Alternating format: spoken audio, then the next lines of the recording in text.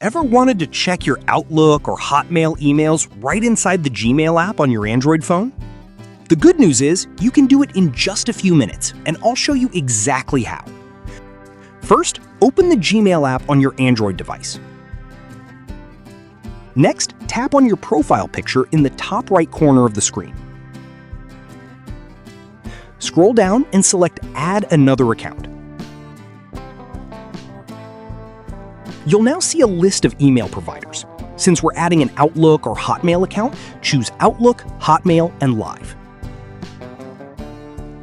After that, simply sign in with your Outlook or Hotmail email address and password.